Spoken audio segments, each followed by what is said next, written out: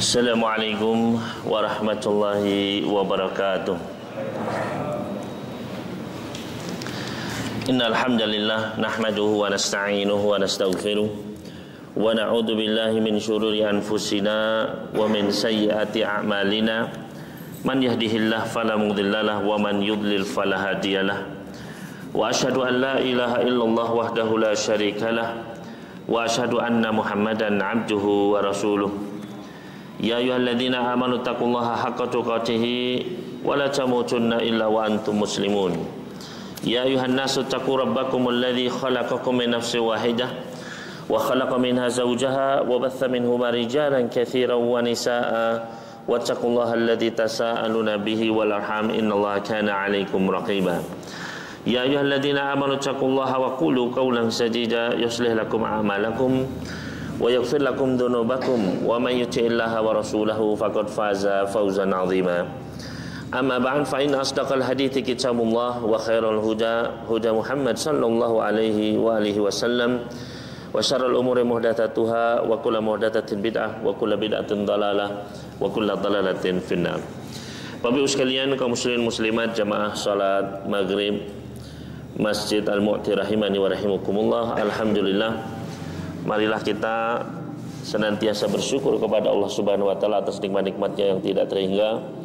Di antaranya kita masih bisa diberikan kesempatan untuk berkumpul di majelis yang mulia ini dalam rangka untuk talabul ilmi, tafaqquh fid din, khususnya dalam satu cabang bidang ilmu yang sangat penting, yaitu dalam masalah at-tauhid. Mudah-mudahan Allah Subhanahu wa taala mengokohkan keimanan kita sekalian dan menambahkan kita dalam majelis ini ilmu yang bermanfaat, amal yang soleh, serta tambahan ketakwaan dan keistiqomahan hingga ajal menjemput. Allahumma amin. Dan insyaallah pada malam hari ini kita akan melanjutkan masih di dalam pembacaan kitab Al-Mulakhas fi Syarhi Kitab Tauhid, yaitu syarah dari kitab Tauhid yang ditulis oleh Syekh Shalih Fauzan Al-Fauzan hafizahullahu ta'ala wa iyana ajma'in. Yaitu kita sampai pada bab yang berjudul, yaitu ayat di dalam surat Al-Qasas ayat ke-56, bab qaulillahi ta'ala innaka la tahdi man ahbabta. Bab firman Allah Subhanahu wa taala, sesungguhnya engkau tidaklah dapat memberikan petunjuk kepada siapa yang engkau cintai. Disebutkan oleh Syekh Shalih Fauzan hafizallahu ta'ala di sini, tamamul ayah, yaitu ayat ini kalau kita baca secara sempurna lanjutannya adalah innaka la tahdi man ahbabta walakinallaha yahdi may yasha wa huwa a'lamu bil muhtadin. Yaitu Allah Subhanahu wa taala berfirman, sesungguhnya engkau wahai Muhammad tidaklah bisa memberikan petunjuk kepada siapa yang engkau cintai, akan tetapi Allah memberikan petunjuk kepada siapa yang Dia kehendaki, dan Dialah Allah Maha mengetahui terhadap siapa-siapa yang mendapatkan petunjuk. Adapun kenapa ayat ini dimasukkan ke dalam kitab Tauhid, ya, pembahasan tentang tauhid, disebutkan oleh Asy-Syarih di sini, anna fihi rad ala ubadil qubur alladziina ya'taqiduna fil anbiya'i was shalihin an-naf'a wa dharra. Yaitu di dalam ayat ini terdapat bantahan kepada orang-orang yang menyembah kepada selain Allah, ya, menyembah sesembahan selain Allah, yang mereka meyakini bahwasannya orang-orang atau makhluk-makhluk selain Allah, baik itu para nabi ataupun orang-orang soleh yang telah meninggal dunia, maka mereka menyembah orang-orang yang telah meninggal tersebut dengan keyakinan bahwasanya arwah-arwah itu bisa memberikan manfaat atau bisa menolak keburukan. Wa dzalika annahu idza kana Nabi sallallahu alaihi wasallam qad harisa ala hidayati ammihi fi hayatihi falam yatayassar lah. Yaitu di dalam ayat ini, ya, kalau kita baca tentang asbab nuzulnya, yaitu adalah ketika baginda Nabi sallallahu alaihi wasallam beliau mencoba untuk memberikan hidayah kepada paman beliau Abu Thalib yang saat itu sedang dalam kondisi sakit, ya. Maka Nabi sallallahu alaihi wasallam pun berusaha untuk mengajak paman beliau mengucapkan kalimat la ilaha illallah. Ya ammi qul la ilaha illallah, wahai pamanku, ayo ucapkan kalimat la ilaha illallah. Namun orang-orang musyrikin, Abu Jahal dan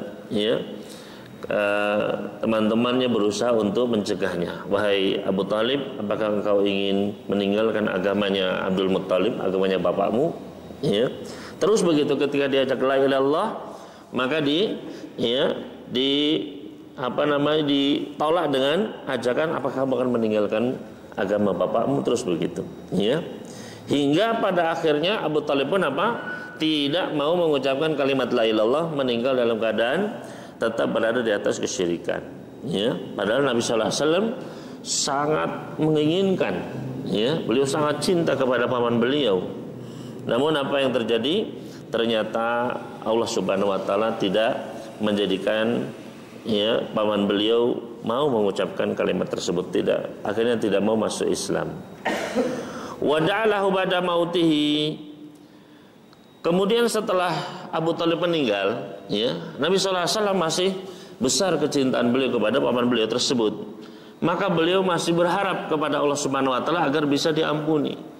Maka Nabi sallallahu alaihi wasallam beliau masih terus mendoakan bagi paman beliau tersebut. Karena beliau memahami dari surat At-Taubah, yaitu di surat ke-9 ayat ke-80, Allah Subhanahu wa taala berfirman, Istaghfir lahum aw la tastaghfir lahum in tastaghfir lahum 70 marrah fala yaghfirullahu lahum. Sama apakah engkau memohonkan ampunan untuk mereka ataukah tidak memohonkan ampunan untuk mereka? Jika engkau memohonkan bagi mereka 70 kali, maka Allah tidak akan mengampuni mereka. Jadi Nabi sallallahu alaihi wasallam berdebat, masih boleh meminta ampunan, ada batasan 70 kali. Maka beliau pun mendoakan, hingga akhirnya turun surat At-Taubah ayat ke-113. Surat ke-9 ayat ke-113, Allah Subhanahu wa taala pun menegaskan kepada nabinya dan orang-orang beriman. Allah Subhanahu wa taala berfirman,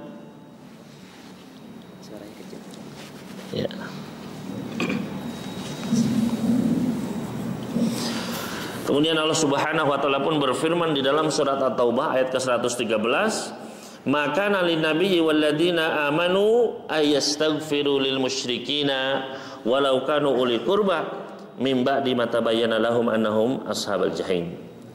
Yaitu Allah Subhanahu wa taala berfirman, dan tidaklah sepantasnya bagi nabi dan orang-orang yang beriman untuk memohonkan ampunan kepada orang-orang musyrikin meskipun itu adalah karib kerabat mereka, setelah jelas bagi mereka bahwasannya mereka itu adalah termasuk para penghuni neraka. Artinya ketika sudah jelas meninggalnya dalam keadaan musyrik, tidak masuk Islam, maka ayat ini menegur Nabi sallallahu alaihi wasallam, sudah tidak boleh lagi untuk memohonkan ampunan bagi mereka. Maka ikhwan fillah rahimani wa rahimakumullah, wa da'alahu ba'da mautihi, bahkan sepeninggalnya Abu Talib, setelah meninggal dunia, Nabi sallallahu alaihi wasallam masih berusaha untuk mendoakan beliau. Fanuhiya an dzalika, akhirnya pun dilarang dalam surat At-Taubah ayat 113 tadi. Wa dzakara subhanahu anna rasula la yaqdiru ala hidayati man ahab. Di dalam ayat ini, surat Al-Qasas yang menjadi judul bab ini, surat Al-Qasas ayat ke-56, Allah jelas-jelas menyebutkan bahwasannya engkau wahai Muhammad, rasulnya, manusia pilihan terbaik, innaka la tahdi, kamu tidak bisa memberikan hidayah kepada siapa yang kamu inginkan wahai Muhammad. Fahada yadullu ala anna sallallahu alaihi wasallam la yamliku darran wala nafa. Ini menunjukkan bahwasanya Nabi sallallahu alaihi wasallam beliau tidak memiliki tidak memiliki sesuatu untuk bisa memberikan kemanfaatan atau menolak bala. Artinya untuk menentukan seorang surga, neraka, beliau tidak bisa. Itu semua hak Allah Subhanahu wa taala. Oleh karena itu ayat ini masuk dalam kitab tauhid, bahwasanya kita meminta hidayah, kita beribadah, kita berdoa itu hanya untuk Allah Subhanahu wa taala. Ya. Manusia setinggi apapun kedudukannya, ya, tidak pantas untuk kita bergantung, ya, menggantungkan akhirat kita, menggantungkan ya doa kita, tawakal kita kepada makhluk, ya. Maka ini masuk ke dalam ayat kitab tauhid. Fa hadza yadullu ala anna sallallahu alaihi wasallam la yamliku darran wala naf'a. Maka ayat ini menunjukkan bahwasanya Nabi sallallahu alaihi wasallam tidak memiliki kemampuan, ya, untuk memberikan kebaikan atau keburukan. Fa batala ta'alluqu bihi li jalbin nafi wa dafid dar, maka batallah, ya, tidak boleh kita bergantung kepada Nabi sallallahu alaihi wasallam, ya, berdoa meminta kepada beliau, ya, beristighosah minta kepada beliau, ya. Nah, kalau kepada beliau saja tidak, apalagi manusia-manusia yang levelnya jauh di bawah beliau, ya. Wa ghairuhu min babi aula. Menunjukkan bahwasanya hendaknya kita beribadah, hendaknya kita bergantung hanya kepada Allah. Idza sa'altum fa idza ya sa'altum fas'alillah. Kalau kamu minta langsung kepada Allah. Iyyaka na'budu wa iyyaka nasta'in. Hanya kepada Engkau kami beribadah ya Allah, dan hanya kepada kami minta pertolongan. Ya, maka sebut nama Allah Subhanahu wa taala dalam doa kita, hanya kita berikan tundukan kita, kecintaan kita, semua ibadah kita hanya untuk Allah Subhanahu wa taala. Kemudian ikhwan fillah rahimani wa rahimakumullah, di antara faedah yang bisa kita ambil dari ayat ini, yang pertama adalah ar-raddu 'alal ladina ya'taqiduna annal awliya'a yanfa'una aw yadurruna wa yatasarrafuna badal mauti ala sabilil karamah. Ayat ini mengandung bantahan kepada orang-orang yang meyakini bahwasanya ya orang-orang soleh, ya, para wali-wali Allah yang telah meninggal dunia itu bisa memberikan manfaat atau bisa menolak bala atau bisa ya mengurus ya perkara-perkara akhirat yang lainnya ya setelah kematian mereka sebagai bentuk karamah untuk mereka tidak bisa, ya. Bahkan Nabi sallallahu alaihi wasallam saja ketika beliau masih hidup, beliau tidak bisa memberikan ya ini dapat hidayah, ini tidak, ini dapat hidayah tidak, banyak ya di antara keluarga dekat beliau justru ya meninggal dalam keadaan musyrik, ya, yang merupakan ya orang-orang dekat beliau. Maka ini menunjukkan bahwasanya hidayah adalah semua kepada Allah Subhanahu wa taala. Kemudian faedah yang kedua, anna hidayat taufik biyadillahi Subhanahu wa taala, yaitu bahwasanya hidayah taufik adalah hak milik Allah Subhanahu wa taala, ya. Yang mana hidayah itu terbagi menjadi dua, ya. Ada hidayah taufik, ada hidayah irsyad, ya. Hidayah taufik adalah ya milik Allah Subhanahu wa taala saja. Adapun hidayah irsyad, maka Nabi sallallahu alaihi wasallam dan bahkan kita semua pun bisa memberikannya, ya. Makanya ketika kita baca dalam ayat Al-Qur'an, maka ada dua jenis hidayah ini, ya. Yaitu diantaranya Allah Subhanahu wa taala firman, wa innaka la tahdi ila siratal mustaqim. Dan sesungguhnya engkau wahai Muhammad sungguh benar-benar memberikan hidayah, petunjuk kepada jalan yang lurus, ya. Nah, di sini adalah penetapan bahwasanya Nabi sallallahu alaihi wasallam memberikan hidayah, ya. Tapi dalam ayat tadi innaka la tahdi, kamu tidak bisa memberikan petunjuk, ya. Apa maknanya di sini? Dalam ayat ini engkau memberikan petunjuk, benar-benar bisa memberikan petunjuk, sedangkan dalam ayat tadi judul bab ini engkau tidak bisa memberi petunjuk, ya. Maka para ulama kita menjelaskan bahwasanya hidayah, ya, innaka la tahdi ila siratal mustaqim, sesungguhnya engkau wahai Muhammad benar-benar memberikan hidayah ke jalan yang lurus, maknanya adalah hidayatul irsyad wal bayan wa da'wah, ya. Petunjuk berupa apa? Penjelasan, ya, berupa nasihat, berupa ilmu, ya. Maka beliau apa yang beliau sampaikan itu hidayah, ya, petunjuk. Al-Qur'an hidayah, ya, hadis-hadis beliau hidayah, petunjuk. Ini yang bisa diberikan oleh beliau. Beliau bisa menunjukkan ini loh, kalau engkau melakukan ini bisa dapat pahala, kalau engkau melakukan ini bisa dapat dosa, ya. Kalau engkau syirik bisa jatuh ke dalam neraka, kalau engkau mentauhidkan Allah bisa selamat menuju surga, ya. Ini petunjuk yang bisa diberikan oleh Rasul sallallahu alaihi wasallam, ya. Hidayatul irsyad wal bayan wal ilm wa da'wah, ya. Namun hidayah taufik, apakah orang akan bisa mengamalkannya? Apakah orang bisa menerimanya? Ini semua terserah Allah Subhanahu wa taala, ya. Maka ini, ya, Nabi sallallahu alaihi wasallam sendiri beliau tidak bisa apa-apa. Beliau tidak menguasai hati-hati manusia. Mana yang akan menerima, mana yang tidak, ya. Beliau hanya bisa paling mendoakan kepada Allah Subhanahu wa taala, ya. Itu pun bisa diterima, bisa ditolak, ya. Makanya beliau pun dikasih pilihan, ya, ketika beliau minta Islam ini dikuatkan dengan salah satu dari ya Umarain, dua Umar, ya, Amr bin Hisham atau Umar bin Khattab. Maka Allah pun pilihkan untuk beliau Umar bin Khattab, ya. Beliau minta 3 perkara, yang 2 ditolak, yang 1 diterima. Ya, tidak semuanya bisa diterima oleh Allah Subhanahu wa taala misalnya, ya. Maka Nabi sallallahu alaihi wasallam beliau bisa memberikan hidayah irsyad, petunjuk, ya. Dan semua apa yang beliau tinggalkan adalah petunjuk untuk kita.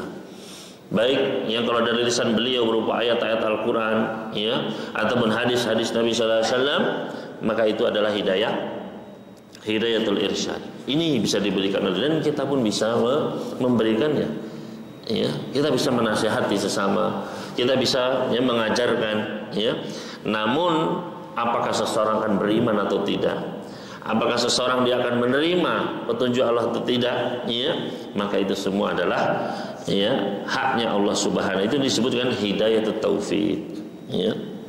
Kemudian yang ketiga di sini, itsbatul ilmi lillahi subhanahu, penetapan sifat ilmu bagi Allah Subhanahu wa taala. Karena di dalam ayat tadi, ya, wa huwa a'lamu bil muhtadin, dan sesungguhnya Allah lebih mengetahui tentang orang-orang yang berada di atas petunjuk. Mana yang mendapat petunjuk, mana yang tidak, Allah mengetahui. Maka ini penetapan sifat ilmu, ya. Kemudian yang keempat, itsbatul hikmati lillahi subhanahu, penetapan sifat hikmah, ya, bahwasanya Allah memiliki kebijaksanaan dan semua yang Allah Subhanahu wa taala tetapkan adalah berdasarkan hikmah, ya, pasti ada hikmahnya.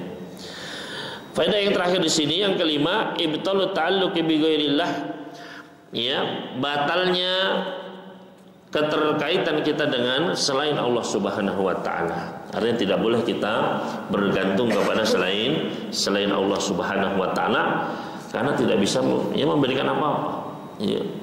Tidak bisa, ya, menyelamatkan, ya, kecuali semuanya dengan izin Allah Subhanahu wa taala. Maka hendaknya kita persembahkan seluruh hidup kita. Qul inna sholati wa nusuki, katakanlah seluruh salat saya, ya, seluruh sembelihan saya, semua ibadah saya, wa mahyaya wa mati, hidup mati saya, lillahi rabbil alamin, semuanya adalah untuk Allah Rabbul Alamin, milik Allah Rabbul Alamin. Kemudian di sini penulis matan membawakan hadis, ya, setelah ayat tersebut, yaitu berkata al-muallif rahimahullah ta'ala fi sahihi an Ibnul Musayyib an abihi, di dalam as-sahih, yaitu Sahih Bukhari maksudnya, dari Ibnul Musayyib, dari ayahnya, ya. Ibnul Musayyib di sini maksudnya adalah Sa'id Ibnul Musayyib, ya. Dari ayahnya Musayyib, ayahnya adalah seorang sahabat. Sedangkan Sa'id bin Musayyib, beliau adalah seorang tabi'in, ya, tidak berjumpa dengan Rasul sallallahu alaihi wasallam. Qala, ayahnya berkata, lamma hadarat Abu Talib bin al-wafa, ketika telah datang, ya, ketika menjelang, ya, kematiannya Abu Talib, dia sedang sakit keras. Jahu Rasulullah sallallahu alaihi wasallam, maka datanglah baginda Rasul sallallahu alaihi wasallam menjenguk Abu Talib, paman beliau. Wa indahu Abdullah ibn Ubay ibn Abi Umayyah wa Abu Jahlin, dan di sisi Abu Talib ada Abdullah bin Abi Umayyah dan Abu Jahal, 2 pembesar Quraisy, ya, pembesar musyrik Quraisy. Faqalalah, maka baginda Nabi sallallahu alaihi wasallam pun mengatakan kepada paman beliau Abu Talib, "Ya ammi qul la ilaha illallah kalimatan uhajju laka biha indallah." Wahai pamanku, ucapkanlah kalimat la ilaha illallah, yaitu suatu kalimat yang dengannya saya akan membelamu di hadapan Allah Subhanahu wa taala nanti. Ya. Faqala lahu, maka dua orang tadi yaitu Abu Jahal dan Abdullah bin Abi Umayyah mengatakan, "Atarghabu an millati Abdul Muttalib?" Apakah kamu mau meninggalkan agama bapakmu Abdul Muttalib? Ya. Fa'ada alaihi Nabi sallallahu alaihi wasallam fa'ada. Maka setiap kali Nabi sallallahu alaihi wasallam mengulangi, "Wahai paman, ayo ucapkan la ilaha illallah." Ya. Maka Abu Jahal pun menimpali, apakah kamu akan meninggalkan agama bapakmu? Terus begitu. Ya. Dan ini mengajarkan kepada kita cara kita mentalkin orang yang sedang sakit, ya. Yaitu kita ajak untuk mengucapkan, "Ayo Pak, Bu, ucapkan la ilaha illallah." Ya. Nanti ketika dia sudah mengucapkan la ilaha illallah, sudah ditinggalkan, ya.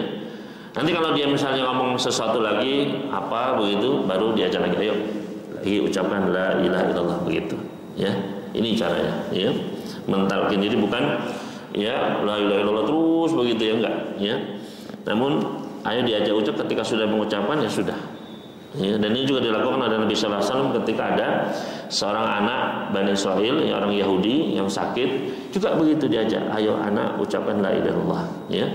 Kemudian mengucapkan la ilaha illallah, sudah begitu, ya. Agar apa tujuannya? Agar kalimat terakhir yang diucapkan oleh lisannya adalah ucapan la ilaha illallah, itu intinya, ya. Makanya Nabi sallallahu alaihi wasallam pernah bersabda, "Man kana akhiru kalamihi la ilaha illallah dakhalal jannah." Barang siapa yang ucapan terakhirnya adalah ucapan la ilaha illallah, maka dia akan masuk surga. Jadi itu tujuannya, ya.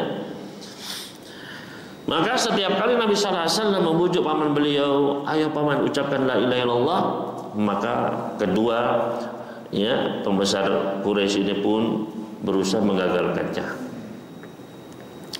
Fakana akhiru maqal, ya, hingga akhirnya, ya, ketika meninggal dunia, yaitu adalah huwa ala millati Abdul Muttalib, ya, dia tetap berada di agamanya Abdul Muttalib, tetap dalam kondisi syirik, ya. Wa an yaqula la ilaha illallah, dan dia tetap enggan untuk mengucapkan la ilaha illallah. Ya. Dan ini ketika Abu Talib hidup sendiri, ya, masih hidup, masih segar pun, dia boleh mengucapkan, menjelaskan kepada baginda Nabi sallallahu alaihi wasallam, "Wahai Muhammad, seandainya bukan karena nanti saya akan dicela oleh kaum saya, ya, dan saat itu adalah kondisinya sebagai kepala dari kabilahnya, penerusnya Abdul Muttalib, ya, pasti saya akan mengikuti agama. Tapi karena tidak mau meninggalkan dan takut celaan manusia, maka tetap berada di atas kesyirikan, ya, waliyatubillah." Faqala Nabi sallallahu alaihi wasallam, maka baginda Nabi sallallahu alaihi wasallam pun bersabda, "La astaghfiranna laka ma lam unha anka." Maka Nabi sallallahu alaihi wasallam pun beliau bersabda, "Sungguh saya akan terus memohonkan ampunan untukmu, ya. Saya akan terus beristighfar untukmu selama saya tidak dilarang untuk berdoa untukmu." Ya, jadi beliau saya akan terus doakan pokoknya. Ya. Karena beliau berpendapat dengan tadi At-Taubah ayat ke-80 tadi. Ya. In tastaghfir lahum 70 marrah, ya. Seandainya kamu memohonkan ampunan 70 kali pun Allah enggak akan mengampuni.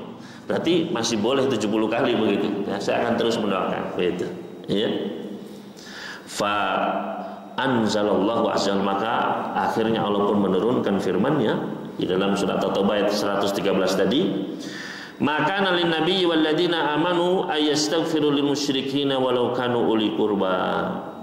Dan tidaklah sepantasnya bagi nabi dan orang-orang beriman untuk beristighfar, memohonkan ampunan untuk orang-orang musyrikin meskipun itu adalah karib kerabat mereka. Ya. Wa anzalallahu fi Abi Thalib, dan kemudian Allah Subhanahu wa taala menurunkan tentang ya kisahnya Abu Thalib ini, yaitu firman-Nya dalam surat Al-Qasas ini ayat ke-56 sebagai judul bab ini, innaka la tahdi man ahbabta walakinallaha yahdi man yasha wa huwa a'lamu bil muhtadin.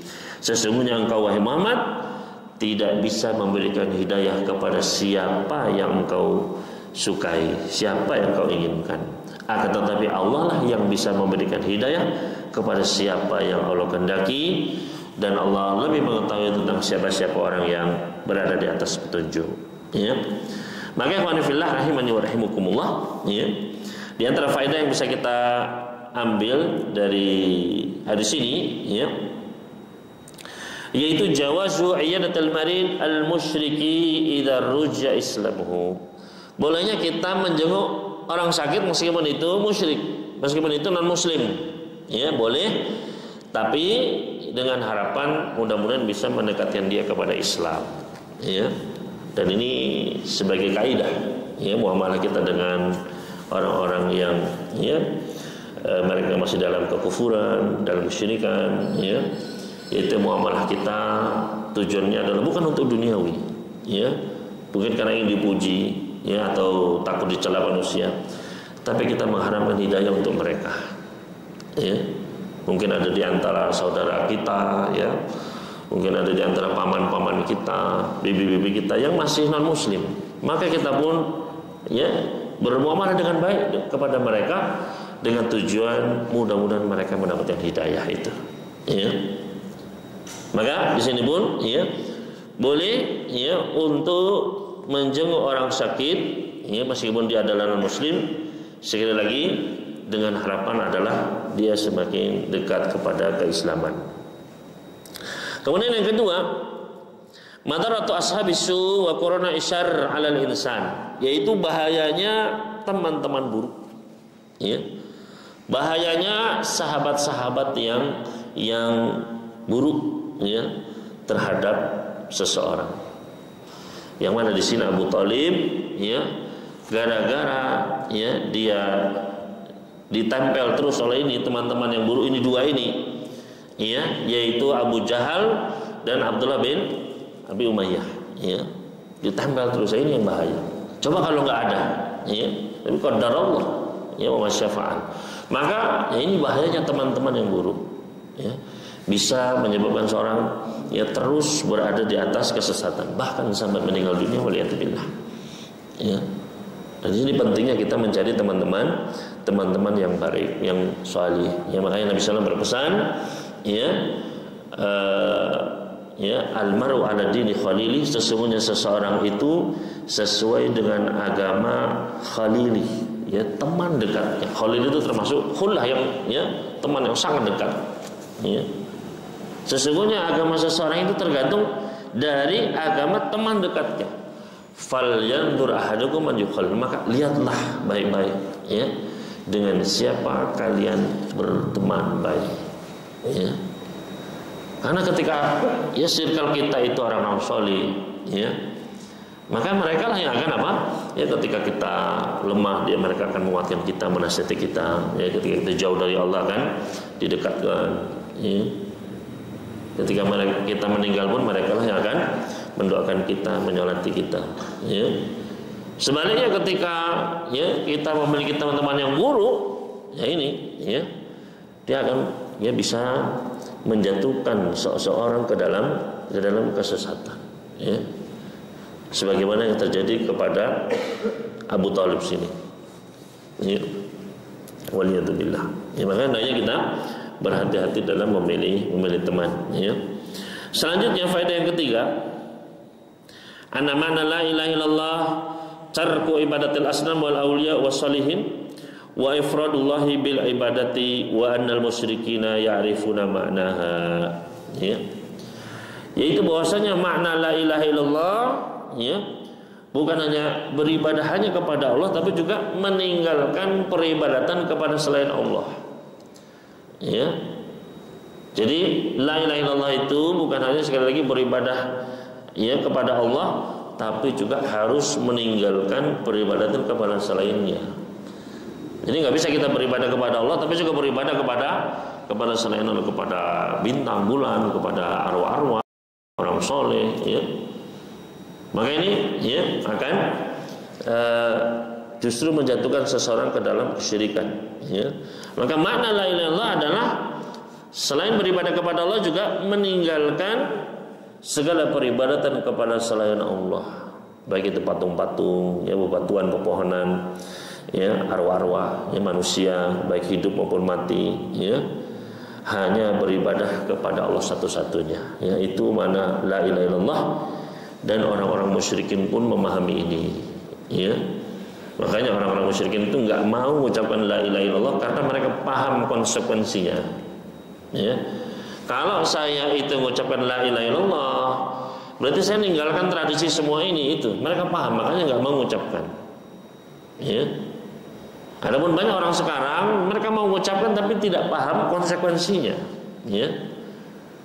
Bahwasanya la ilaha illallah itu benar-benar hanya menghamba kepada Allah Subhanahu wa taala dan meninggalkan semua ya kebiasaan-kebiasaan yang di situ terdapat kesyirikan, ya. Nah, ini mana la ilaha illallah adalah ya mengesahkan Allah dalam ibadah, ya. Bukan hanya dalam masalah rububiyahnya saja, ya. Misalnya ya rububiyah adalah pekerjaan Allah, mengakui bahwasanya Allah yang menciptakan, ya. Ya. Maka ini adalah bagian dari tauhid, betul. Ya. Meyakini bahwasanya satu-satunya pencipta adalah Allah Subhanahu wa taala, ya. Tapi tauhid seorang tidak akan sempurna sampai dia pun beribadah hanya kepada satu pencipta tersebut, ya. Karena orang-orang musyrikin dahulu mereka tahu penciptanya satu, Allah Subhanahu wa taala. Tapi mereka menjadikan patung-patung sebagai perantara, ya. Mereka datang kepada dukun, mereka melakukan sihir, menyembelih untuk selain Allah, ya. Padahal mereka tahu penciptanya adalah satu. Wala in sa'altahum man khalaqas samawati wal ard la yaquluna Allah. Kalau kalian bertanya kepada mereka, kepada orang musyrikin dulu, siapa ini yang menciptakan langit dan bumi? Mereka pasti akan menjawab, ya, yang menciptakannya adalah Allah. Ya, banyak ayat di dalam Al-Qur'an, wala in sa'altahum wala in kalau kalian tanya mereka, siapa yang menciptakan diri mereka? Allah. Kalau kalian bertanya, siapa yang menciptakan ya langit-langit bumi ini? Allah, gitu. Maka orang-orang musyrikin dahulu itu paham penciptanya adalah Allah, ya. Mereka sendiri mengaku kami punya satu Tuhan di langit, satu ilah di langit, dan beberapa ilah di bumi, ya, sebagai perantara untuk disampaikan kepada Allah, ya, sebagai wasilah, ya, yang mana ya mereka bertawasul, namun itu bukan tawasul, justru itulah kesyirikan, ya. Mereka mengatakan, ya, ma na'buduhum illa liyuqarribuna ilallahi zulfa. Kami tidak menyembah ya makhluk-makhluk ini kok, ya, melainkan untuk mendekatkan kepada Allah, biar doa kami semakin lancar, begitu. Biar doa kami disampaikan kepada Allah, ya. Maka ini adalah kesyirikan yang terjadi di zaman jahiliyah dulu, ya. Maka kita harus mengetahuinya agar jangan sampai kita terulang terjatuh kepada hal yang sama, ya. Maka ini mana la ilaha illallah. Kemudian yang kelima di sini, anal amal bil khawatim. Bahwasanya amal itu tergantung penutupnya, ya. Nabi sallallahu alaihi wasallam pernah bersabda, hadis sahih riwayat Muslim dan yang lainnya, innamal a'malu bil khawatim, sesungguhnya semua amalan itu tergantung dari penutupnya, termasuk hidup kita ini, ya, tergantung bagaimana kita menutupnya, ya. Barang siapa yang dia menutup dengan keislaman, keimanan, ya, maka dia telah beruntung, ya. Namun ketika dia menutupnya, ya, dengan kesyirikan seperti yang terjadi dalam ya hadis tadi, ya, Abu Thalib tetap tidak mau mengucapkan la ilaha illallah, ya. Maka ya karena penutupnya buruk, ya, ditutup dengan keengganan untuk masuk Islam, maka akibatnya adalah ya kekal di dalam neraka selama-lamanya. Waliyatubillah. Selanjutnya yang keenam, tahrimul istighfar lil musyrikina wa tahrimu mualatihim wa mahabbatihim, yaitu diharamkannya kita memohonkan ampunan untuk orang-orang musyrikin, ya. dan diharamkan juga untuk mencintai mereka, untuk wala kepada mereka, ya. Maka ya tidak boleh kita ya kemudian memohonkan ampunan ya ataupun menyanjung-nyanjung ya, hendaknya kita ada batasan ya. Bagi seorang mukmin muslim hendaknya kita mencintai ya orang-orang yang memang diridhoi oleh Allah Subhanahu wa taala, meninggal dalam keadaan keislaman, meninggal dalam keadaan mukmin, maka kita pun memohonkan ampunan iya ya. Kita ya ketika secara zahir ya dia meninggal dalam keadaan Islam, maka saat itu dia mendapatkan wala kita. Kita tetap doakan kebaikan, ya mudah-mudahan masuk surga, mudah-mudahan diampuni, meskipun dia pelaku dosa besar. Namun selama dia masih Islam, iman, ya, maka masih tetap mendapatkan wala kita untuk apa? Kecintaan kita, masih mendapatkan doa kita, masih pantas. Tapi kalau dia sudah meninggal dalam keadaan kufur, ya jelas-jelas tidak mau keluar dari Islam, ya tidak mau masuk Islam dalam keadaan ya meninggal dalam keadaan musyrik, ya tidak mau dia mengucapkan keislamannya, maka satu tidak boleh ya, dilarang oleh Allah Subhanahu wa taala. Maka Nabi walladzina amanu ayastaghfirul musyrikin ya walau kanu ulil qurba, meskipun itu karib kerabat sendiri ya. Namun sebaliknya ketika dia adalah seorang mukmin muslim ya, maka hendaknya kita doakan ampunan. Makanya kata Nabi sallallahu alaihi wasallam ketika ada seorang sahabat meninggal ya, istaghfiru li akhikum ya wasallallahu tasbih fa innahu an yus'al. Mintakanlah ampunan untuk saudara kalian ini dan mintakan keteguhan untuknya di dalam kuburnya, biar bisa menjawab pertanyaan malaikat fitnah kubur, karena dia sekarang sedang ditanya. Maka ini kita doakan bagi ya saudara-saudara kita yang muslim mukmin ya, maka mereka berhak untuk mendapatkan doa kita. Sebaliknya bagi mereka yang di luar daerah Islam, maka tidak boleh, diharamkan oleh Allah Subhanahu wa taala. Selanjutnya yang ketujuh, butlanu ta'alluqi 'ala Nabi sallallahu alaihi wasallam wa ghairihi li jalbin nafi au daf'i dar, yaitu tidak bolehnya kita bergantung ya termasuk kepada baginda Nabi sallallahu alaihi wasallam ya. Ketika kita meminta suatu kebaikan, meminta dijauhkan dari keburukan ya, kita hanya minta kepada Allah Subhanahu wa taala. Kita sakit ya, maka minta kesembuhannya kepada Allah Subhanahu wa taala. Jangan kepada siapapun ya. Bahkan manusia, malaikat, sedekat apapun dengan Allah tidak pantas untuk kita mohonkan iyyaka na'budu wa iyyaka nasta'in, hanya kepada Engkau ya. Makanya iyyakanya didahulukan, bukan na'buduka, bukan nasta'inu bika, tidak. Iyyaka na'bud, artinya apa? Hanya kepadamu ya Allah kami beribadah, hanya kepadamu kami minta tolong, berdoa ya. Menunjukkan Bang, tidak boleh kita berdoa kepada selain Allah Subhanahu wa taala, berharap, bertawakal ya, takut yang sifatnya adalah apa? Ibadah kepada selain Allah Subhanahu wa taala. Kemudian selanjutnya yang ke-8, ar-raddu 'ala man za'ama Islam Abi Thalib. Ya, hadis ini juga bantahan orang-orang yang mengklaim bahwasanya Abu Thalib itu muslim. Ya. Maka ini adalah tertolak karena jelas-jelas dalam Sahih Bukhari dan hadis-hadis lainnya ya. Karena disebutkan dengan jelas ya bahwasanya akhir ucapan beliau tidak mau masuk Islam, tidak mau mengucapkan la ilaha illallah ya. Tetap di atas agama Abdul Muthalib, itu ucapan beliau. Ya. Maka ini jelas-jelas ya bantahan karena ada orang-orang yang mengklaim bahwasanya Abu Thalib itu Islam ya, dengan dalil-dalil yang lemah sekali ya. Kemudian selanjutnya yang ke-9, madaratu taqlidil aba wal akabir bihaitu yujalu qauluhum hujjatan yarju ilaiha inda tanazu', yaitu bahayanya kita fanatik buta terhadap bapak-bapak ya atau kakek-kakek ya atau pembesar-pembesar, yaitu ketika menjadikan ucapan-ucapan mereka sebagai hujjah ya, sebagai pemutus ketika berselisih ya. Sebagaimana dalam hadis ini tadi, bagaimana Abu Jahal mengembalikannya kepada bapaknya, apakah kamu akan meninggalkan agamanya Abdul Muthalib ya, agamanya bapakmu ya. Maka yang dijadikan parameter dijadikan adalah bapaknya ya. Maka hendaknya kita sebagai seorang muslim yang kita jadikan barometer adalah ya wahyu dari Allah Subhanahu wa taala, itu Al-Qur'an, ya, dan hadis-hadis Nabi sallallahu alaihi wasallam. Fa in tanaza'tum fi syai'in farudduhu ila Allahi war Rasul. Dan jika kalian berselisih pada suatu perkara, maka kembalikanlah kepada Allah dan kepada Rasul, ya. Kepada Allah maksudnya apa? Yaitu kepada Al-Qur'an, kepada Rasul yaitu kepada sunnah beliau, ya. Maka jangan sampai kita fanatik, ya, terhadap selain Allah Subhanahu wa taala dan Rasulnya, atau pada hal yang justru menyelisihi petunjuk Allah dan Rasulnya, ya.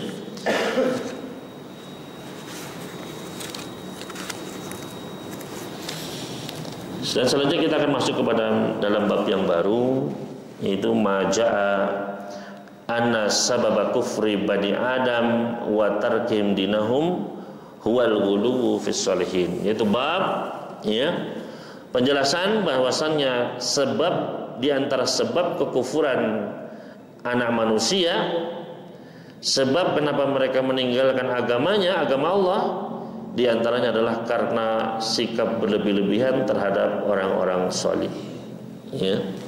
Ini bab yang penting juga, ya. Karena memang, ya, dari sejarah kita tengok, ya, ketika munculnya kesyirikan, kekufuran, ya, di antara sebab utamanya adalah ini, yaitu sikap berlebih-lebihan kepada orang saleh, ya, khususnya orang saleh yang sudah meninggal dunia, ya. Maka ini menyebabkan, ya, munculnya berbagai macam kesesatan dan kekeliruan, ya. Kita dengarkan terlebih dahulu adzan, wallahu ta'ala.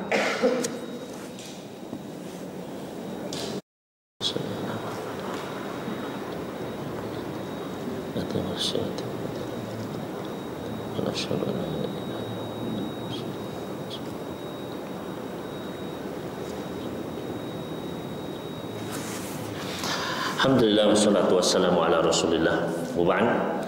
Kita lanjutkan sedikit, ya, bab yang baru ini, yaitu bab yang berjudul Maja'ana sababa kufri bani Adam wa tarkim dinahum huwal ghuluwi fis sholihin.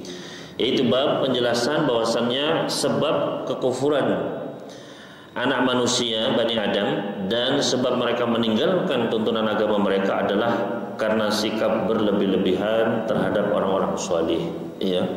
Baik itu para nabi, para rasul, ya, para wali Allah, ya.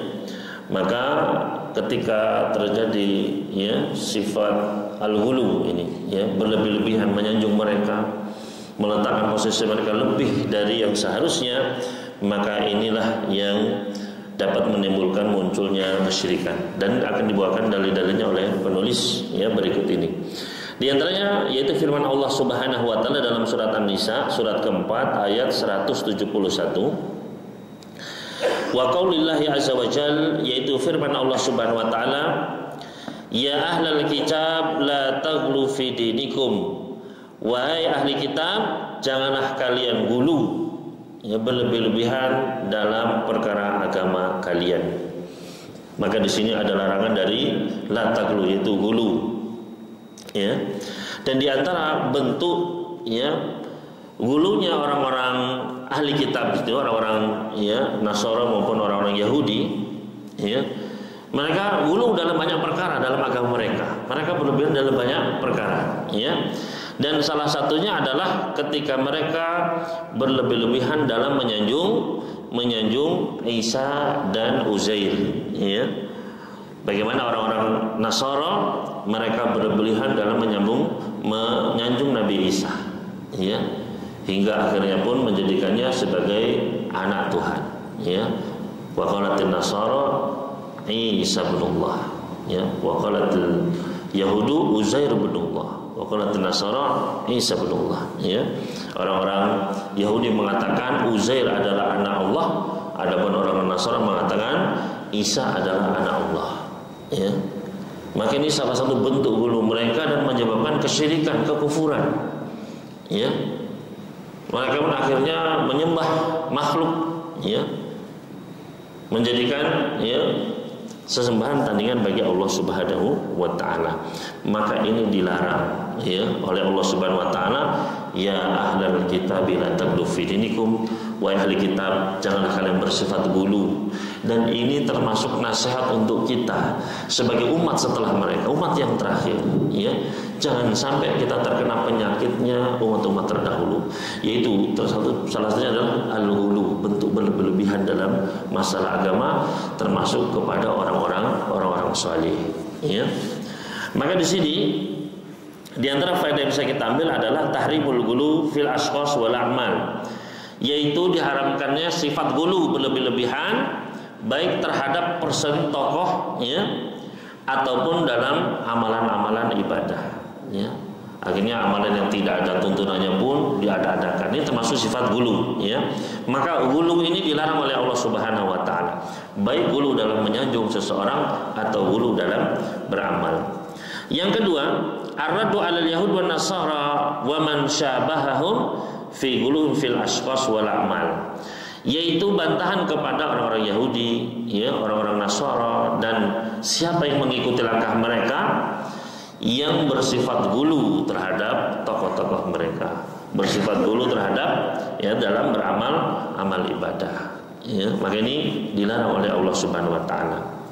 Kemudian yang ketiga, al-hathu 'ala luzumil i'tidal fid din, yaitu motivasi agar kita bersikap pertengahan dalam masalah agama ini, ya, yaitu senantiasa mengikuti petunjuk, ya. Jangan kita melintasinya, jangan kita ke kanan maupun ke kiri, ya. Jangan kita berlebih-lebihan, terlalu ekstrim, jangan pula kita meremehkan. Maka kita bersikap pertengahan, ya. Kita menyanjung Rasul sallallahu alaihi wasallam, beliau sebagai nabi, sebagai rasul, sebagai hamba Allah Subhanahu wa taala. Jangan berlebih-lebihan kemudian kita pun apa? Minta kepada beliau ini, minta kepada beliau itu, berdoa, ya, jangan, ya. Tapi juga jangan kita meremehkan, ya, meninggalkan sunnah beliau atau bahkan sampai menghina beliau, jangan, ya.